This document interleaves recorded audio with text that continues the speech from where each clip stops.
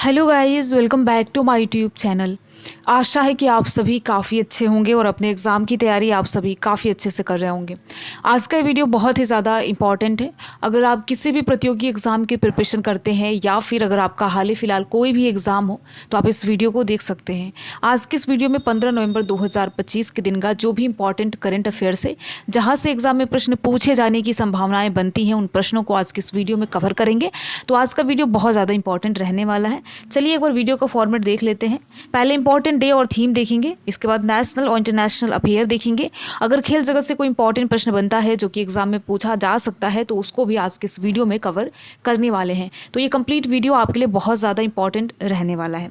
चलिए वीडियो में आगे बढ़ने से पहले आप सभी को बता दें कि देखिए, अगर आपको इस वीडियो का PDF चाहिए तो हमें कमेंट बॉक्स में बता सकते हैं। साथ ही साथ जिस भी प्रश्न का आंसर आपको पता हो तो कमेंट बॉक्स में ज़रूर बताएं।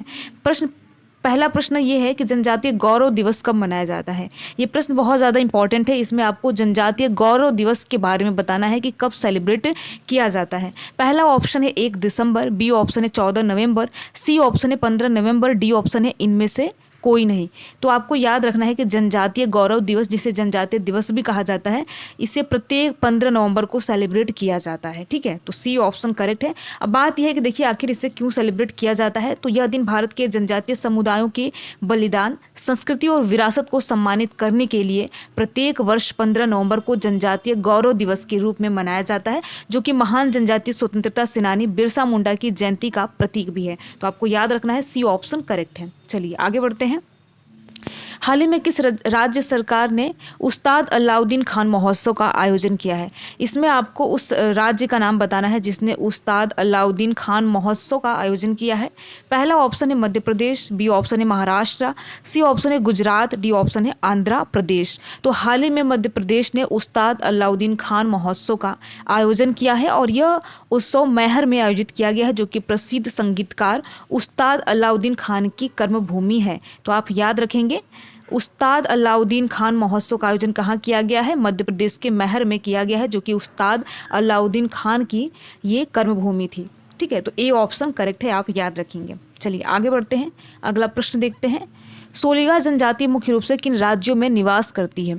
इसमें आपको बताना है सोलिगा जनजाति को लेकर कि किन राज्यों में निवास करती है। पहला ऑप्शन है मणिपुर और नागालैंड, बी ऑप्शन है झारखंड और बिहार, सी ऑप्शन है गुजरात और राजस्थान, डी ऑप्शन है तमिलनाडु और कर्नाटक। तो देखिए, अगर आप कोई भी एग्जाम देते हैं तो आपको पता है कि जनजाति से एग्जाम में प्रश्न पूछा ही जाता है। ठीक है, तो देखिए जो भी जनजाति वाले प्रश्न है आपको इग्नोर नहीं करना है, अच्छे से देखना है। तो सोलिगा जनजाति की चर्चा हो रही है किन राज्यों में निवास करती है। तो जैसा कि मैंने अभी ऑप्शन भी बताया, तो सोलिगा जनजाति मुख्य रूप से कर्नाटक और तमिलनाडु राज्यों में निवास करती है, यानी कि डी ऑप्शन करेक्ट है। सोलिगा जनजाति तमिलनाडु और कर्नाटक में निवास करती है। ठीक है, इंपॉर्टेंट प्रश्न है। तो ये जो समुदाय है सोलिगा जनजाति, ये दक्षिणी कर्नाटक के चामराजनगर जिले में और तमिलनाडु के ईरोड जिले में पहाड़ी क्षेत्रों में पाई जाती है। ठीक है, तो आपको याद रखना है, ये क्षेत्र का नाम भी आपको याद रखना है कहाँ कहाँ पाई जाती है। तो ये प्रश्न देखिए सोलिगा जनजाति से था, जो काफ़ी इंपॉर्टेंट है और एग्जाम में प्रश्न पूछे जाने की संभावनाएं भी बनती है। चलिए आगे बढ़ते हैं, अगला प्रश्न देखते हैं। कौन सा देश 2025-26 के लिए संयुक्त राष्ट्र शांति निर्माण आयोग के लिए पुनः निर्वाचित हुआ है। इसमें आपको उस कंट्री का नाम बताना है जो कि संयुक्त राष्ट्र शांति निर्माण आयोग यानी PBC के लिए पुनः निर्वाचित हुआ है। पहला ऑप्शन है म्यांमार, बी ऑप्शन है चीन, सी ऑप्शन है भारत, डी ऑप्शन है इंडोनेशिया। तो भारत को 2025-26 के कार्यकाल के लिए संयुक्त राष्ट्र शांति निर्माण आयोग के लिए पुनः निर्वाचित किया गया है। तो सी ऑप्शन करेक्ट है, हमारे देश को निर्वाचित किया गया। इंपॉर्टेंट प्रश्न है, आपको याद रखना है। और देखिए ये चुनाव दर्शाता है कि वैश्विक शांति और स्थिरता के लिए शांति निर्माण आयोग के साथ भारत की भागीदारी जारी रहेगी। तो इंपॉर्टेंट प्रश्न है, आप याद रखेंगे, सी ऑप्शन करेक्ट है। आगे बढ़ते हैं। इसरो द्वारा विकसित EOS-06 उपग्रह का मुख्य उद्देश्य क्या है। ये प्रश्न बहुत ज़्यादा इंपॉर्टेंट है। इसमें यह पूछा गया है कि इसरो द्वारा विकसित EOS-06 उपग्रह का मुख्य उद्देश्य क्या है। पहला है वन संसाधन आकलन करना, बी ऑप्शन है तटीय क्षेत्र प्रबंधन और महासागरीय अध्ययन, सी ऑप्शन है कृषि निगरानी, डी ऑप्शन है इनमें से कोई नहीं। तो आपको याद रखना है कि इसरो द्वारा विकसित EOS-06 उपग्रह का मुख्य उद्देश्य तटीय क्षेत्र प्रबंधन और महासागरीय अध्ययन करना है, यानी कि बी ऑप्शन करेक्ट है, आप याद रखेंगे। इंपॉर्टेंट प्रश्न है और एग्जाम में पूछे जाने की संभावनाएं भी बनती हैं। चलिए आगे बढ़ते हैं। किस संगठन ने विलो नामक एक क्वांटम कंप्यूटिंग चिप लॉन्च की है। इसमें आपको उस संगठन के बारे में बताना है जिसने वीलो नामक एक क्वांटम कंप्यूटिंग चिप लॉन्च की है। पहला ऑप्शन है मेटा, बी ऑप्शन है गूगल, सी ऑप्शन है माइक्रोसॉफ्ट, डी ऑप्शन है अमेजन। तो देखिए वीलो नामक एक क्वांटम कंप्यूटिंग चिप जो कि लॉन्च किया गया है गूगल के द्वारा, तो आप याद रखेंगे बी ऑप्शन करेक्ट है। गूगल के द्वारा वीलो नामक एक शक्तिशाली क्वांटम चिप लॉन्च की गई है। ठीक है, चलिए।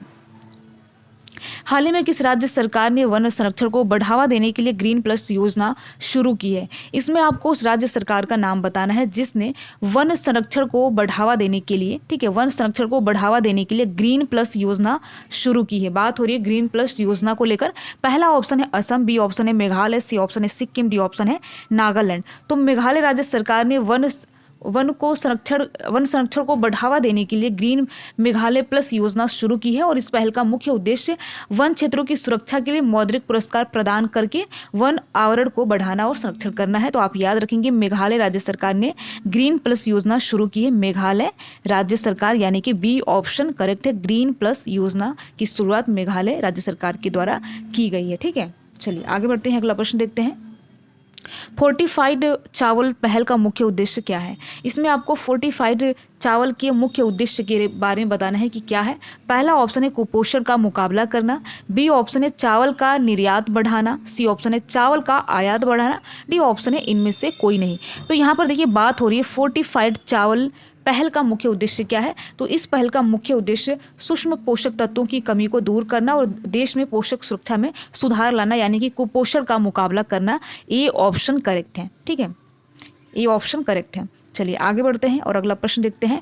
डेड सी यानी कि मृत सागर जो समाचारों में देखी गई थी किन दो देशों के बीच स्थित है?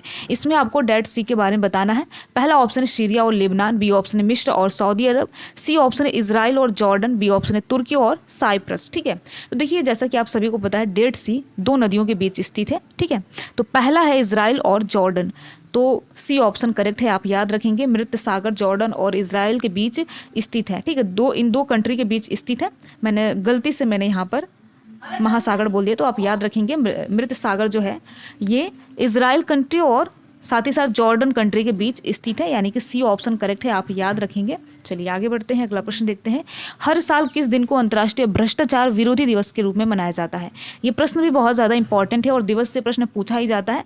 तो यहाँ पर पूछा जा रहा है कि अंतर्राष्ट्रीय भ्रष्टाचार विरोधी दिवस किस दिन मनाया जाता है? पहला ऑप्शन है 7 दिसंबर, बी ऑप्शन है 8 दिसंबर, सी ऑप्शन है 9 दिसंबर और डी ऑप्शन है 10 दिसंबर। तो हर साल 9 दिसंबर को अंतर्राष्ट्रीय भ्रष्टाचार विरोधी दिवस मनाया जाता है। तो आप याद रखेंगे 9 दिसंबर को मनाया जाता है। ठीक है, अब इसका उद्देश्य भी जान लेते हैं। इसका उद्देश्य भ्रष्टाचार के खिलाफ जागरूकता फैलाना और इसे निपटने के लिए संयुक्त राष्ट्र कन्वेंशन की भूमिका को उजागर करना है। तो आप याद रखेंगे अंतर्राष्ट्रीय भ्रष्टाचार विरोधी दिवस प्रत्येक 9 दिसंबर को मनाया जाता है यानी कि सी ऑप्शन करेक्ट है। तो इस प्रकार देखिए हमने कुल मिलाकर 10 मोस्ट इंपॉर्टेंट प्रश्न देखा और यहाँ से एग्जाम में प्रश्न पूछे जाने की भी संभावना है। तो यहाँ पर जो भी मैंने अभी प्रश्न बताया है एक एक प्रश्न बहुत ज़्यादा इंपॉर्टेंट है अगर आप किसी भी प्रतियोगी एग्जाम की प्रिपरेशन करते हैं। तो वीडियो कैसा लगा ज़रूर बताएं। अगर आप वीडियो में किसी भी प्रकार का कोई सुधार चाहते हैं तो कमेंट बॉक्स में बता सकते हैं। वीडियो में लास्ट तक बने रहने के लिए आप सभी का बहुत बहुत धन्यवाद। अगर आपको ये वीडियो अच्छा लगा हो तो वीडियो को आप लाइक कर सकते हैं और लाइक करने के साथ साथ अपने यार दोस्त मित्र को भी शेयर कर सकते हैं। Thank you.